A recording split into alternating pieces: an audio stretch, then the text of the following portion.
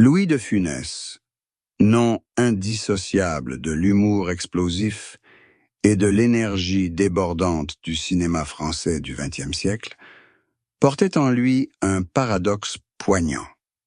Derrière ses expressions sans cesse changeantes et ses gestes d'une exubérance comique, se cachait un homme d'une grande quiétude, sérieux et parfois d'une profonde tristesse que peu de ses proches pouvaient percevoir.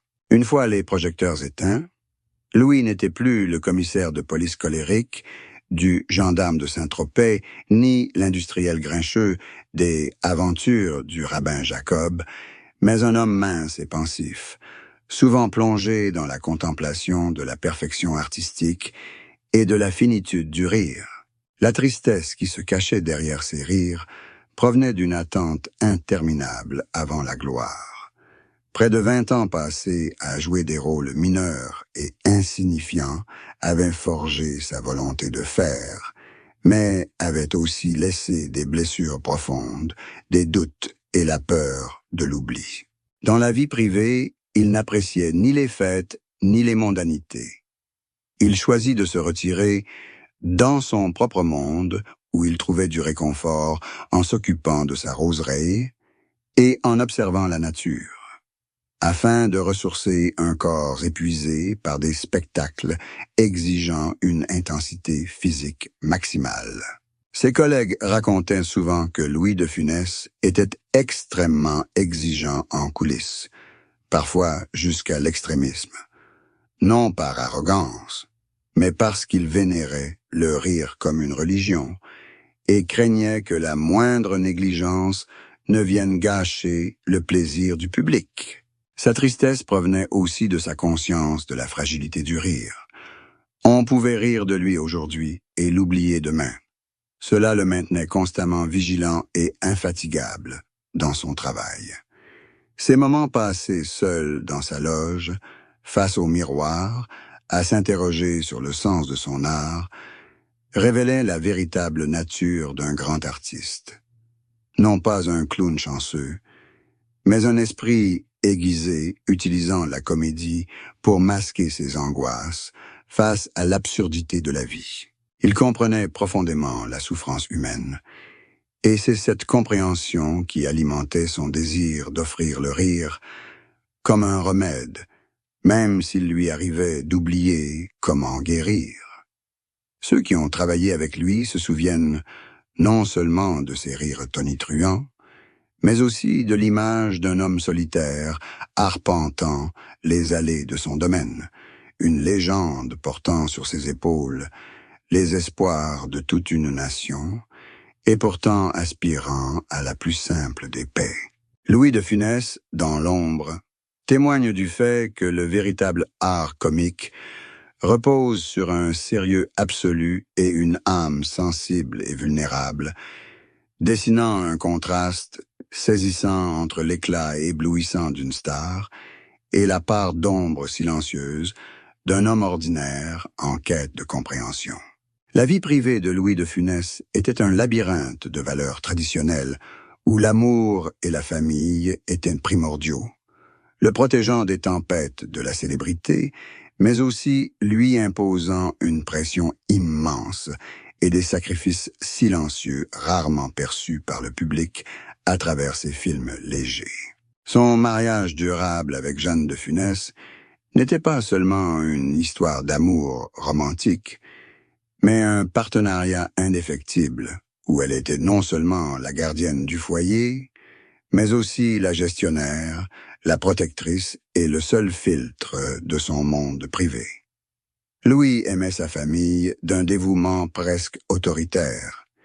Il voulait que ses enfants grandissent sous une protection absolue, loin des projecteurs et des tentations du show business, créant involontairement une pression invisible sur ses proches, qui vivaient dans l'ombre d'une légende constamment soucieuse de leur sécurité et de leur honneur. Son sacrifice résidait dans le fait qu'il se transformait en une machine à travailler infatigable pour assurer la meilleure vie possible à sa femme et à ses enfants, acceptant des rôles dans des films qu'il n'appréciait pas vraiment, simplement pour subvenir aux besoins de sa famille, un véritable supplice pour un artiste à l'estime de soi élevée, mais qui privilégiait ses responsabilités de père et de mari. Sa vie privée, d'une grande discrétion, était un véritable rempart où il pouvait échapper à la pression sociale, un lieu où il pouvait se défaire du masque de comédien pour devenir un homme passionné par l'étude des roses et les heures passées à écouter de la musique classique. Cependant, la pression de maintenir une image parfaite et la crainte d'être constamment violé lui causaient un stress permanent, provoquant des maux d'estomac et des problèmes cardiovasculaires qu'il s'efforçait de dissimuler pour ne pas inquiéter sa famille. Il sacrifia sa liberté personnelle à la gloire, puis la gloire à nouveau pour préserver la tranquillité des siens, un cycle de dévouement qui fit de sa vie une ballade mélancolique au sein d'une comédie brillante. Louis de Funès se sentait souvent coupable de passer trop de temps sur les plateaux de tournage au lieu d'être avec ses enfants, et c'est ce regret qui le poussa à acheter le château de Clermont, symbole de stabilité familiale, mais aussi fardeau financier qui l'obligea à travailler malgré sa santé déclinante. Pour lui, la famille était à la fois un soutien indéfectible et une source d'inquiétude constante, où l'amour se mêlait à l'inquiétude et la bienveillance à la rigueur. Derrière les sourires qu'il offrait au monde se cachait un cœur constamment soucieux de l'avenir des siens, un homme qui a mené une vie de sacrifice pour assurer la paix et la sécurité de sa famille. Cela confirme que les plus grandes qualités de Louis de Funès n'étaient pas ses rôles d'acteur, mais la force de caractère d'un homme qui a osé affronter toutes les épreuves pour préserver la verdure de son petit jardin. Dans ces dernières années, alors que les crises cardiaques se faisaient plus fréquentes, Louis de Funès commença à exprimer ouvertement ses profondes réflexions sur le déclin de sa santé, la solitude de celui qui était au sommet de sa gloire et la peur viscérale de la fin d'un parcours artistique exceptionnel. Il parlait de sa santé avec un humour amer, comparant son corps à une vieille voiture ayant parcouru trop de kilomètres et dont chaque pièce réclamait désormais le repos, tandis que son esprit continuait de bouillonner d'idées comiques nouvelles. La solitude de Funès avait quelque chose d'unique, celle d'un génie dont le rythme de travail était insoutenable, d'un homme qui se sentait perdu dans un monde en pleine mutation, où le burlesque qu'il pratiquait risquait d'être considéré comme démodé. Il reconnaissait que plus il devenait célèbre, moins on le comprenait, et que ses véritables amis se comptaient sur les doigts d'une main, tandis qu'il était constamment entouré de ceux qui cherchaient à tirer profit de sa notoriété. La peur de la fin chez Louis n'était pas la peur de la mort au sens biologique du terme, mais la peur de ne plus pouvoir contribuer, la peur qu'un jour il se retrouve devant la caméra et ne puisse plus faire rire le public, ce qu'il considérait comme le plus grand échec de sa vie. Il racontait avoir dû apprendre à ralentir après ses AVC, une punition cruelle pour quelqu'un qui avait toujours vécu à 100 à l'heure, le forçant à affronter le silence et à réfléchir au véritable sens du bonheur. De Funès confiait que sa plus grande solitude était lorsqu'il se trouvait au milieu d'une foule en liesse, mais que son âme vagabondait dans les souvenirs de ses jours de pauvreté, où il se sentait plus libre que jamais. Il commença à chercher du réconfort dans la religion et la nature, voyant dans le soin des roses une façon de se réconcilier avec la finitude de la vie humaine, car les roses sont d'une beauté éblouissante, mais aussi éphémère. Ses craintes étaient également liées à son héritage. Il craignait que ses enfants ne puissent supporter le poids de l'immense ombre qu'il laisserait derrière lui et que le monde ne se souvienne de lui que comme d'un clown plutôt que comme d'un artiste qui avait œuvré avec passion et dévouement. Ses réflexions sur sa santé et sa solitude durant ces dernières années ont révélé une facette profondément humaine de la légende, celle d'un homme luttant pour conserver ses dernières forces afin d'achever les dernières scènes pour son public, un témoignage d'un esprit courageux qui a osé affronter les ténèbres de la fin sans perdre son caractère ni son élégance. Louis de Funès nous a appris que derrière chaque rire se cache une lutte contre les ravages du temps et que la véritable grandeur réside dans la capacité à continuer d'apporter de la joie aux autres, même lorsque le cœur saigne de lassitude et d'une solitude indicible. La brillante carrière de Louis de Funès est un véritable trésor de succès sans précédent. Mais derrière les chiffres records du box-office et les films cultes, se cache une réalité des coulisses riche en secrets. Un contrôle absolu, des conflits acharnés avec les réalisateurs et une méthode de jeu exténuante que le public n'a jamais pleinement découverte. Le plus grand secret de Louis résidait dans son rôle de réalisateur de l'ombre sur la plupart de ses films. Il ne se contentait pas de jouer, mais intervenait aussi sur chaque angle de caméra, chaque réplique de ses partenaires et même l'éclairage, car il possédait un don pour savoir ce qui provoquerait le rire le plus efficace. Cela engendrait souvent des conflits houleux sur les plateaux, notamment avec le réalisateur Jean Giraud, avec lequel Louis exigeait fréquemment qu'une scène soit retournée des dizaines de fois pour obtenir le rythme comique parfait. Le public ignorait que pour obtenir ces expressions faciales si expressives, Louis devait entraîner ses muscles faciaux des heures durant devant le miroir, chaque jour, un exercice extrêmement douloureux qui soumettait son système nerveux à un stress constant. La célébrité pesait lourd sur ses épaules, l'empêchant de paraître fatigué en public. Il considérait chaque apparition comme une performance et chaque fan comme un invité à traiter avec le plus grand respect.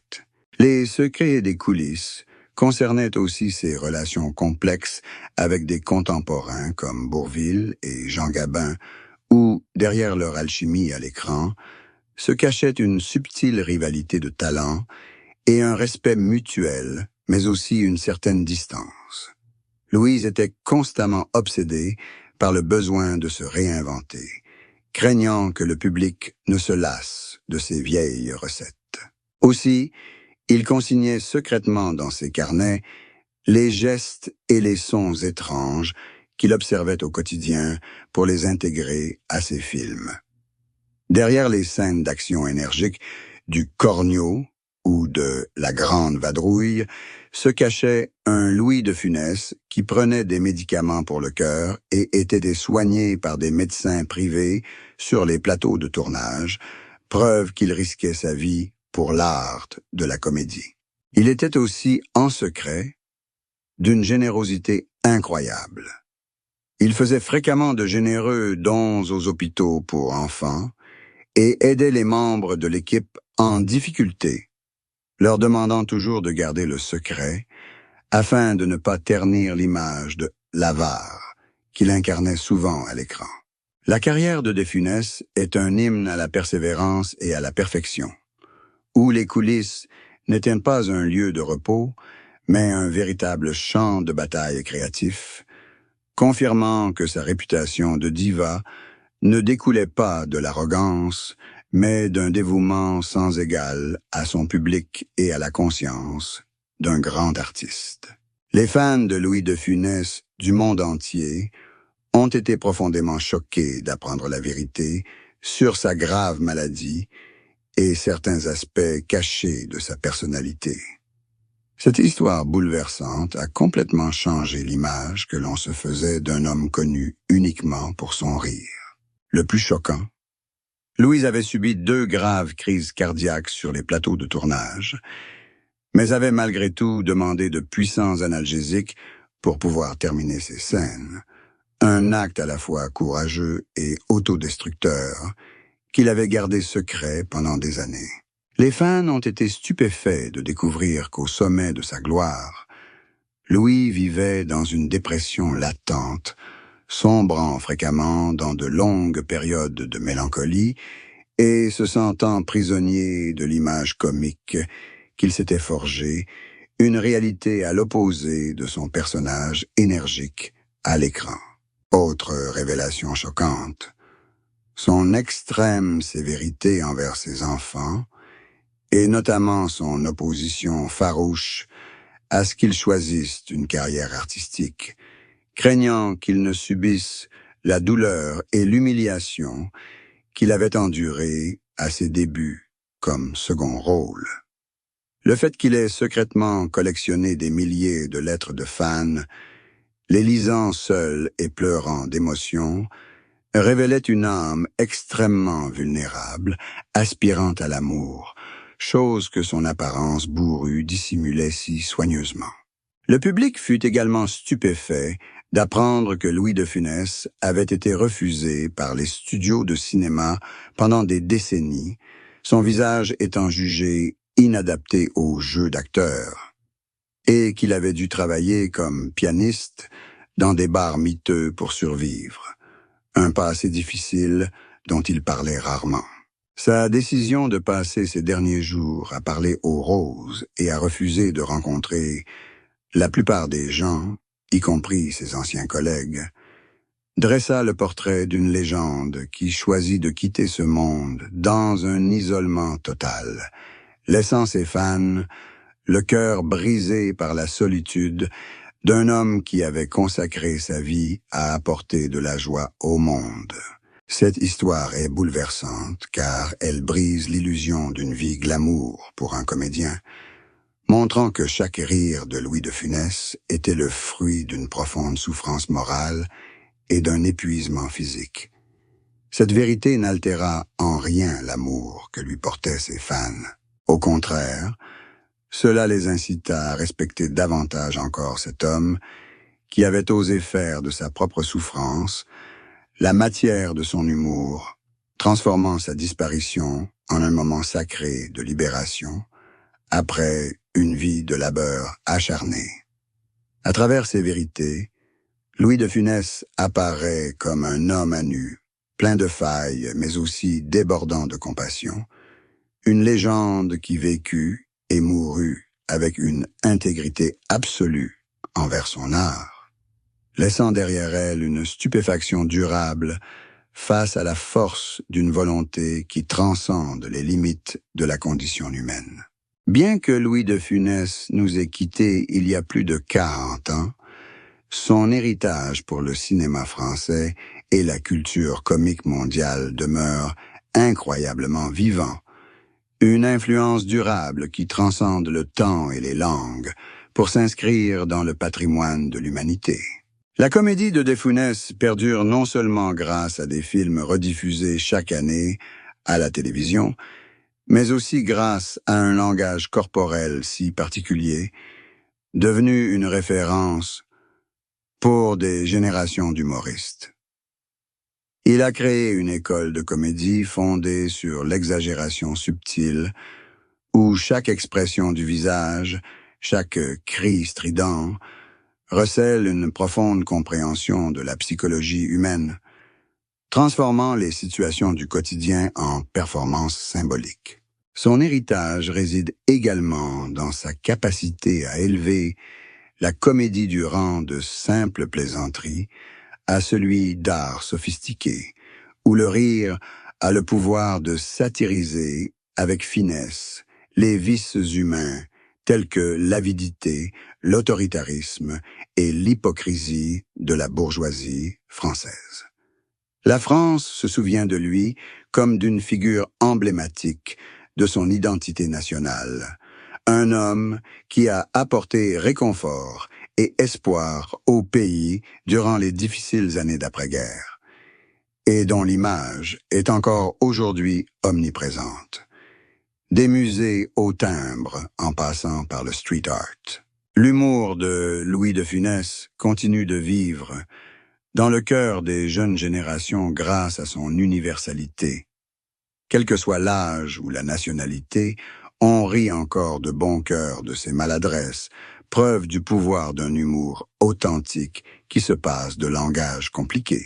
Son héritage est préservé grâce au château de Clermont, aujourd'hui musée qui lui est dédié et qui attire des milliers de visiteurs venus admirer les objets exposés et en apprendre davantage sur la vie tumultueuse de leur idole. Les critiques de cinéma contemporain considèrent Louis de Funès comme l'un des plus grands acteurs de tous les temps, qui a su transformer son handicap physique en une force artistique absolue, créant un personnage attachant et inimitable, de nain au caractère bien trempé, irremplaçable. Son humour perdure car il incarne un esprit de liberté, une transgression des normes sociales rigides et une foi inébranlable dans le pouvoir du rire pour surmonter l'adversité. Louis de Funès a légué à la postérité une leçon de dévouement. Pour offrir un moment de bonheur au public, un artiste peut consacrer toute une vie à perfectionner son art, et le véritable héritage ne réside pas dans les récompenses, mais dans les sourires qui illuminent encore les visages des enfants à la vue de son visage toujours changeant à l'écran.